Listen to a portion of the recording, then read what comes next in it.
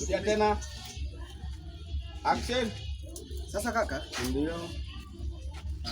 Kwanza wewe mpunguza kwanza bei kidogo. Yaani hapa unaniathiri kifua hapa. Mwaga unyente na ujamba hapa mwanangu nakupata mzee wangu vipi mwanangu mwaga sasa nikupate vipi. Kwa namna hii kweli?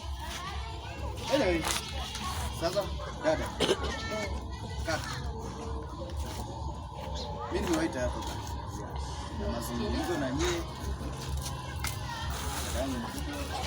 Yangu mkubwa. Mimi zenu nataka nifanye maarifa. Sema maarifa sijajua kama tunaelewana. Mimi sijaelewa. Maarifa gani haya? Mimi mpaka sasa ni kijana. Sina kijana mtu mzima nimekuwa. Wewe mwenyewe unaona sister au mke basi Nakupata ndugu wangu. Sasa mimi bwana demu mmoja ndio. Sasa nataka nifanye mpango.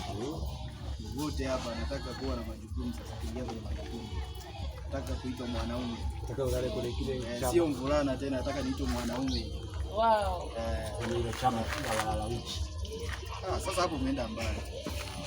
Hapo umefika mbali. Yaani tuelewe bwana. Jambo lenyewe ndio hiyo. System. Ndio hilo nimelifikisha kwenu sasa sijajua nyinyi mnalipokeaje kama watoto zangu. Nashukuru kwa kupata, lakini umeshampata au ndo unapanga panga? Ndio maana nikasema tayari nimempata, ndio maana nikalileta kwenu. Sasa kuna kitu ambacho nataka nikuulize. Vipi na kuhusu lile tatizo lako unamuelezea? Tatizo tena? Naanzaje kumuelezea dada? Hamna, siwezi nikamuelezea. Lazima nifanye mpango hapo. Kishaingia naye tu. Akishaja kwenye mfumo. Nikaishi naye. Ndio ataelewa. Sasa siwezi kufanya hayo mambo. Sasa sikiliza dogo wangu, au sio? Ndio kaka. Kile kipenzi chako. Sawa? Tumeshampata. Sasa yule inabidi mchukue, sawa? Tutamchukua.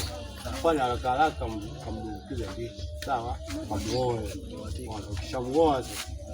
Yaani itakuja kujulikana mbele kwamba wewe ni mgonjwa. Umeelewa bana?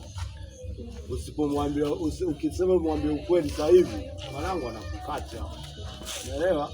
Mwambie wewe nenda na hivi hivyo mweke ndichi hapo, mwisho wa siku atakuja kutulia mbele. Alafu baadaye sasa ukija kupima alikuta yeye mwenyewe ndo mgonjwa nini hapo ndio inaumana sasa.